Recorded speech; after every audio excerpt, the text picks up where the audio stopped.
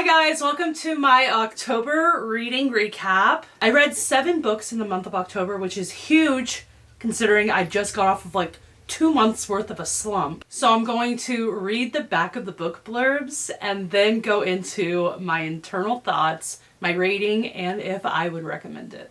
I read Practical Magic. Now, I will preface this with I was never good at popcorn reading in like middle and high school, so I might get nervous. Okay. Practical Magic is a tale of 2 sisters, Jillian and Sally Owens, brought up by their 2 elderly guardian aunts in a world of spells and exotica from which they eventually escape.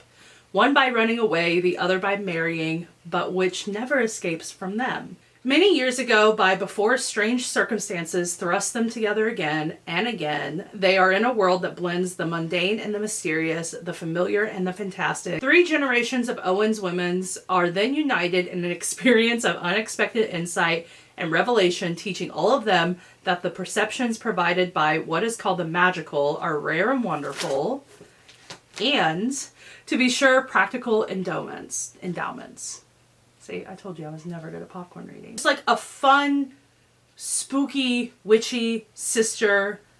Everybody that they love somehow ends up dying book. I wanted to read this book during like spooky, witchy season. Sometimes you either like super vibe with a cult classic such as this, or you just don't. And unfortunately, I think I was on the side of don't with it. There were some parts and scenes that like I loved, but overall it just felt like kind of clunky to me and like thrown all over the place, which it's from the 90s. I don't know what it was like to like read in the prime of that time, right? So maybe that's just how a lot of books were. First, like it's split into 4 parts, which is fine, right?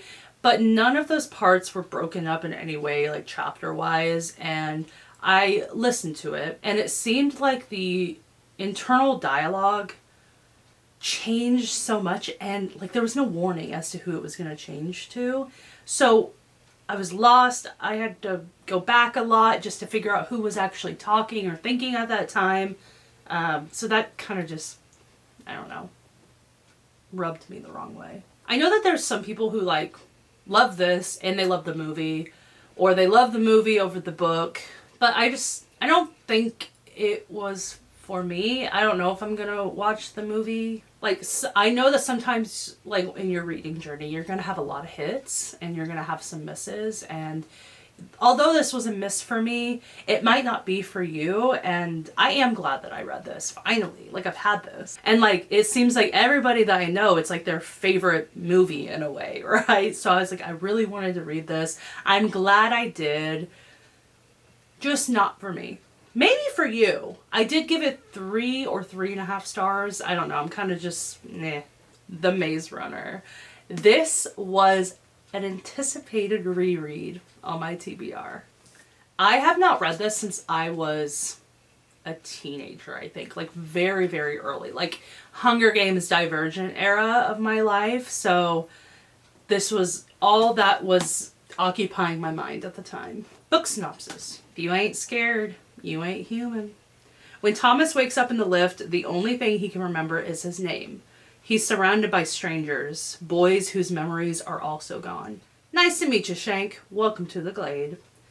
Outside the towering stone walls that surround the Glade is a limitless, ever-changing maze. It's the only way out, and no one's ever made it through alive. Everything is going to change. Then a girl arrives, the first girl ever, and the message she delivers is terrifying. Remember, survive, run. My hot take on series like this, or The Hunger Games or Divergent or anything like that, when you reread it as an adult, sometimes with the movies or like the book adaptations that came out in that time, you know, like Hunger Games, Divergent, Maze Runner, you tend to like associate the storyline with the movie more than the book. For example, I reread The Hunger Games this past year, right? I was gearing up for Sunrise on the Reaping, so I wanted to reread the trilogy and ballad and everything like that. I had not read that since it was published, or since I was like a very early teenager. And that was the only time that I had read it. However, I've seen the movies dozens of times. So the memory of the story had morphed more into what the movie had shown us rather than true to the book, which out of all the book adaptations that I've seen, The Hunger Games is very similar to the book. Okay, there are some parts that they chose to leave out, which is fine. I'm, because I had these memories of the story, which were more in line with the movie rather than the book, I forgot some parts, right? Which is fine, because then when I read them, I was like, oh my gosh, yes, that's what happened in this, or this is what happened to that character. But the feelings were still there. So that's what happened with The Maze Runner. What I like the most from having that experience of watching the movies as a younger kid and then reading this as an adult is that when it got to certain scenes, I could picture it in my mind, right? Because of the movie. So it helped. They did a really great job at it. Now, I haven't seen the movie in a very long time, so maybe I'm just like talking out of nowhere, right? But I think they did a really great job. I love the storyline. I love the descriptions and the characters in it. They're all different. New's my baby. Okay, and I do remember reading that back then, that I loved Newt as well. I didn't like Thomas, and I did not like the girl at all. But I remember being like, oh my gosh, wait, could this happen to me? Could I be the girl in the box? Like, I was like right there in the story. Reading it as an adult, I did feel like it's YA, right? So like a lot of the inner dialogue was immature. It had to be in line with Thomas's character. I think he's like 16 in the book. Gonna have like choppy and immature thoughts. And I can't wait to read the rest of the series. Like I'm sitting here and I'm thinking like I genuinely cannot remember what happens in the rest of the books or the movies. I think I know there's like a few things, but I can't remember the storyline at all. So this is going to be really fun to read the next few books in the series. And there's a new one out. And it's just going to be real special. It's like going to be like the first time that I read them. So I'm very, very excited to do that. I believe I gave this 4 stars. I would recommend, especially if you're just getting into like the dystopian genre. This is like the perfect, I wouldn't say perfect, no. It's like kids being, so like if that's triggering, please don't read it. But I think that if you're just getting into the dystopian genre, you want something lighter than what you would normally read in like an adult dystopian book, this is the one. Hunger Games, Divergent. The ones that are very symbolic to the early 2000s, 2010s that were like staples, those are the ones to start with, especially this one. Fate, Inked in Blood. It's a Norse-inspired fantasy. Bound in an unwanted marriage, Freya spends her days gutting fish, but dreams of becoming a warrior, and of putting an axe in her boorish husband's back. Freya's dreams abruptly become reality when her husband betrays her to the region's Jarl, landing her in a fight to the death against his son, Bjorn. To survive, Freya is forced to reveal her deepest secret. She possesses a drop of the goddess's blood, which makes her a shield maiden with magic capable of repelling any attack. And it's been foretold that such magic will unite the fractured nation of Skaland beneath the one who controls the shield maiden's fate. Believing he's destined to rule Skaland as king, the fanatical Jarl binds Freya with a blood oath and orders Bjorn to protect her from their enemies. Desperate to prove her strength, Freya must train to fight and learn to control her magic, all while facing perilous tests set by the gods. The greatest test of all, however, may be resisting her forbidden attraction to Bjorn. If Freya succumbs to her lust for the charming and fierce warrior, she risks not only her own destiny, but the fate of all the people she has sworn to protect. Wow, wow, wow. Alright, I'm just gonna say it. I know that I haven't been on this platform that long, but if you know me from any of my other platforms, you will know that I absolutely gobble up world building books. It's one of my favorite type of storyline books, and I know a lot of people hate the slow pace and the information, but I love it. I thrive in knowing all of the background information. I am a Capricorn. I don't know if that says anything. One of my other favorite things that I love in a book is the slow burn, forbidden, tension-filled lust, love. And I was hooked on that from like the very first page. Now, it doesn't come in for a little bit, but I could just tell. I was like, something's gonna happen. I could not put this book down. I actually listened. Oh, I don't know why I'm saying I couldn't put this book down. I couldn't stop listening to it. The female rage that Freya possesses in this book is like what I love most about a female main character. I've read a lot of books. There are only a handful of female main characters that I like. Most of the time I'm just like, whatever. You know, there's nothing special about them. Okay? And that is my hot take, okay? You have to have something that just like, you know, like to make me remember you. And the rage is what I remember most about her. She held a lot in, right? She's very comfortable in her secrecy and just like being not forgotten, but like just being like in the background. So having her come out of her shell in a way, become fearless, be rageful, have that power, like that is just what I loved. I gave this book 4 stars. I recommend it if you are looking for a world building book or like a different, you know, like a Norse inspired, like something different than what you have read with all the other fantasy books. Definitely go for this. Like there is battle, there is, you know, tension, there is a journey, but it's so different and fun along the way. And yeah, that's that. I also read Warstorm by Victoria Aveyard. I have read Queen and Broken Throne already. I don't have this in my possession yet because I ordered books 2, 3, and 4 secondhand. It's just not here yet. So, pretend I have it, right? Actually, hold on. Wait, how am I gonna do the book? Okay, hold on. I have to look up the book synopsis because I don't have it in front of me. Okay, first off, if you haven't read Red Queen, stop. I'm going to try to make this short and sweet. So if you skip through and you see the next book, which I believe is going to be this one. If you see the next book, that's when you know it's safe. So if you haven't read the 4th book in the Red Queen series, or any of the other ones, because the synopsis is going to give a little bit of a spoiler, skip through this part real quick. Okay. Are we good? You guys are here if you've read them? Okay. Cool. Victory comes at a price. Mare Barrow learned this all too well when Cal's betrayal nearly destroyed her.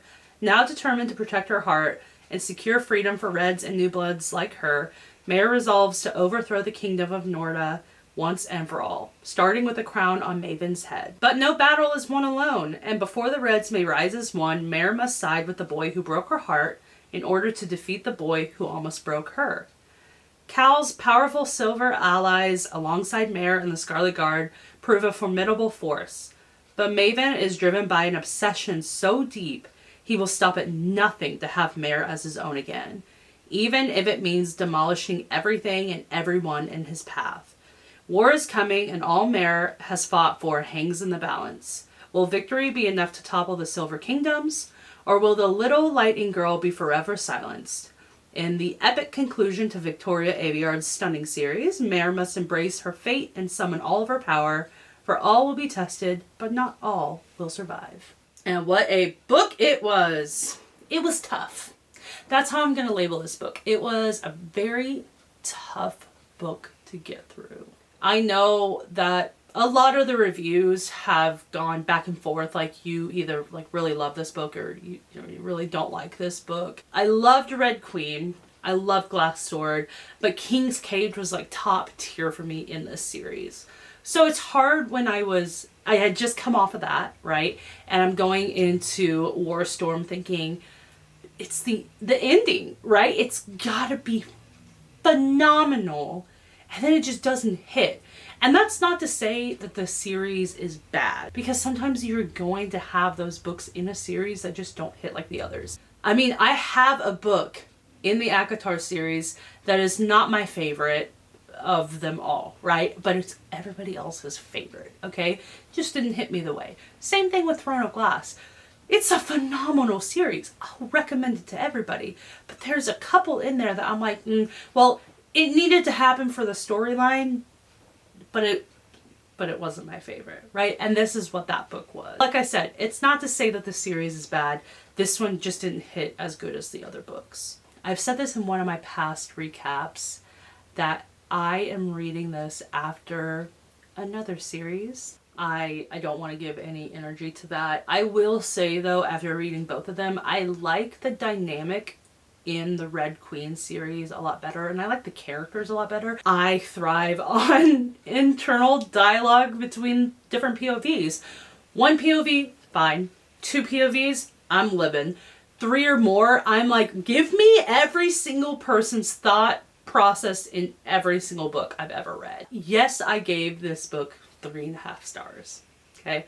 I do recommend this series to everybody who will listen. I'm very, very glad that I picked up this book series to read, and I hope you guys do too, and I hope you love it as much as I do. I can't wait to read Broken Throne. I know that it's not part of the main series. I think if I read correctly, it's Maven's point of view, or like something along the lines of that, or it's like in between two of the books. And I'm so excited to read that. One of my favorite things that I've done this year, besides of course reading all the books that I've read, is becoming an ARC reader. If you don't know what an ARC reader does, they get an advanced reader copy of the book. So you get it before it releases. Typically a month or two before the actual release day. You know, you hype up the book or get them anticipated to read it. And I've been so lucky to get so many amazing reads from my ARC journey that I can tell everybody about, aside from getting an amazing story,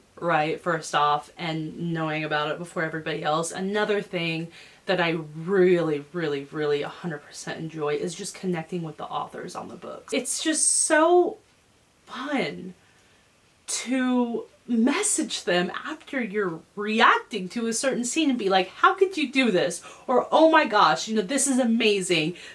I send them memes. I don't know about y'all. Just to talk like they're just in the room with you or one of your peers, you know, it's like, it's so awesome. And I really do enjoy that. One of the arcs that I was able to read during this month was Even in the Ashes by T.M. Lewis. Here's the book blurb. An isolated and struggling realm ruled by fear has crowned a new queen who has vowed to be its destruction. Ileana Davenport is Queen of Cadona, and her only desire is to see her kingdom burn to ash after its archaic and ignorant laws demanded her mother's public execution. Her intent for bloodshed is promised moments after she takes the throne, leaving her citizens reeling and her advisors conspiring. That night, Ileana discovers a siphoned body in her bedchamber, framing her for a murder that is punishable by death. Sentenced to be executed at first light, Ileana has no option but to flee her realm and seek refuge in a distant kingdom ruled by her uncle Gideon. Despite her derailed plans and finding herself in a foreign kingdom, Ileana remains adamant that she will be Cadona's undoing. Relying on aid from a prisoner and a Savki ship captain, Ileana sails toward her estranged family, hoping to reignite an old grudge. On her journey, she realizes how sheltered her realm has become, which only fuels the rage burning inside her.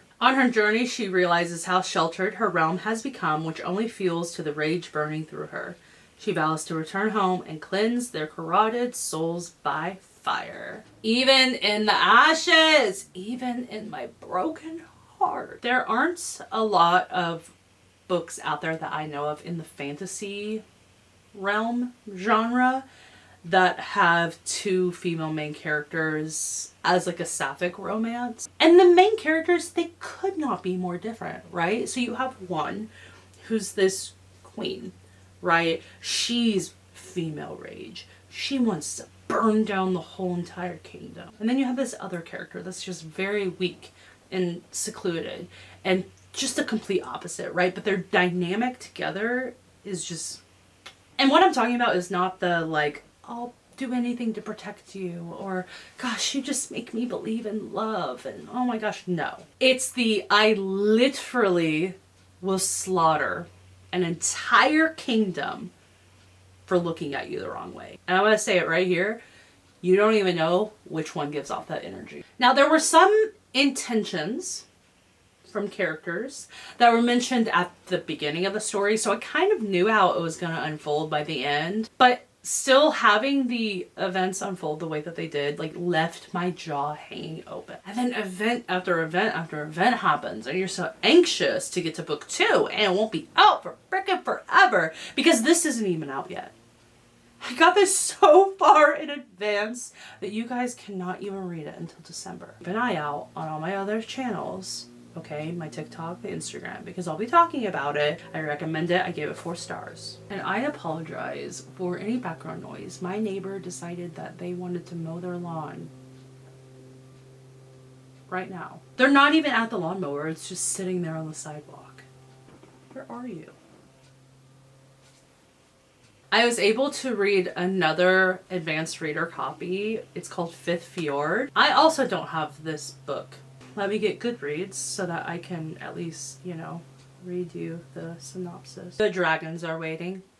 Go and get one. And, oh gosh, no, I just got so confident about Fjord. Now there's other, okay. Isabel, if you're seeing this, I apologize.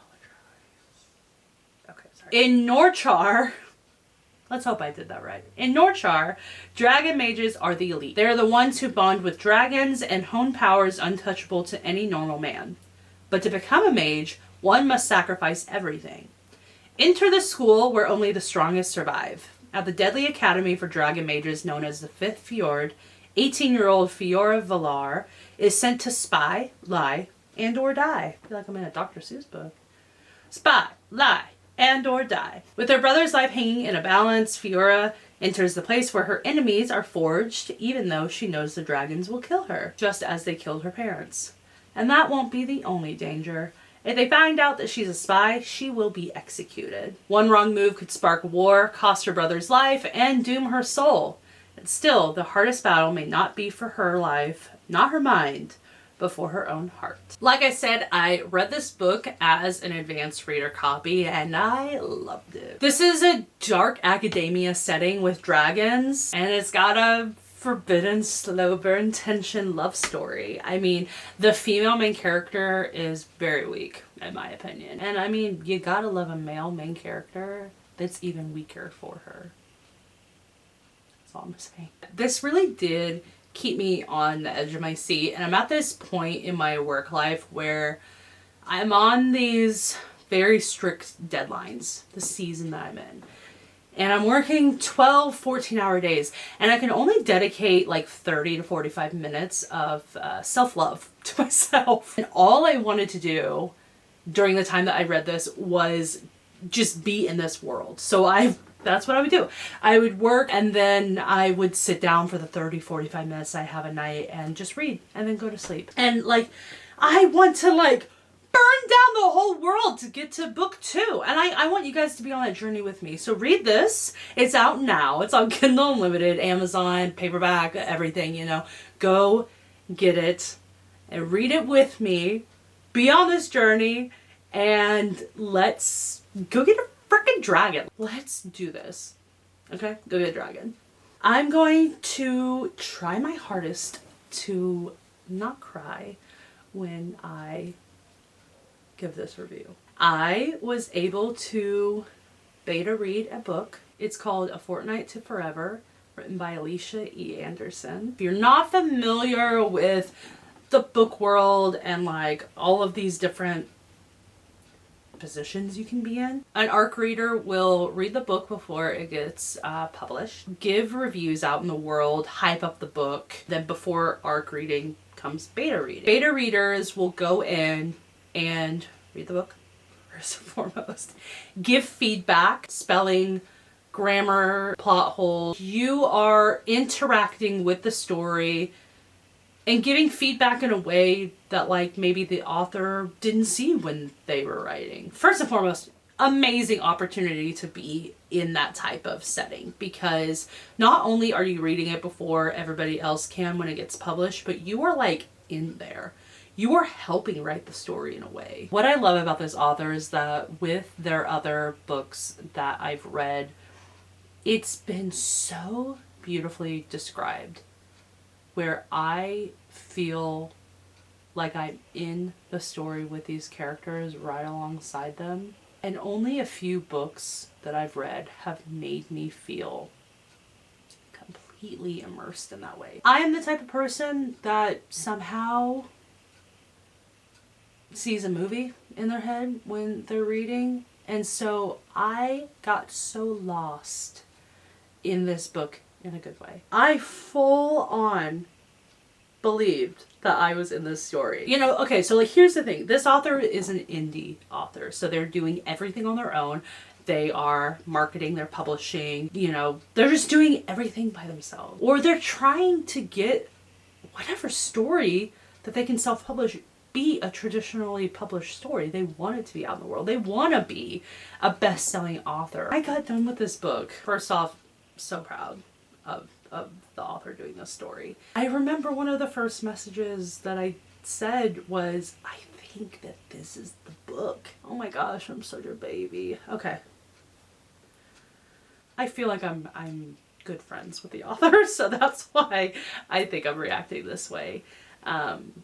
Because I was kind of there at the beginning of the first book and everything, so this journey has been amazing with her. I really do. Gosh, I hope that this is the one. It's such a beautiful story. It's romantic, it's fantasy, but it's just so unlike all the other ones that you've read. Okay, I could go on for weeks about the author and how amazing this book was, but let me actually tell you about the book, please. Okay, here's the full book blurb, though I'm not going to even try to pronounce the character's name on camera. You are just going to have to read that yourself. I'm going to do the nicknames from the book. Every 100 years, she wakes for 14 days. Quinn has been cursed to aid a stranger once each century. Bound to a cruel spell woven by a jealous prince, the only way to break it is to fall in love and be loved in return. But 2 weeks has never been enough, and love was never the point. Until now. Mav is a washed-up knight with nothing left to fight for until Quinn crashes into a tavern brawl and binds herself to his side.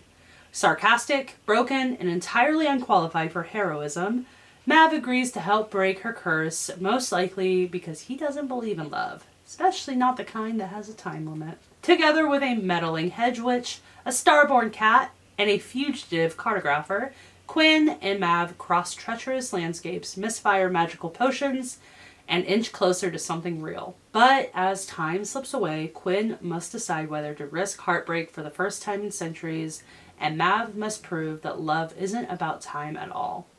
A romantasy full of lyrical longing, sharp banter, and soul-deep devotion, A Fortnight to Forever is for readers who know love is the truest form of magic and the cruelest kind of countdown. So we have a timed journey of sorts, right? And I love how quickly the characters just melted to each other and just became comfortable. It was an instant connection, but not instant love.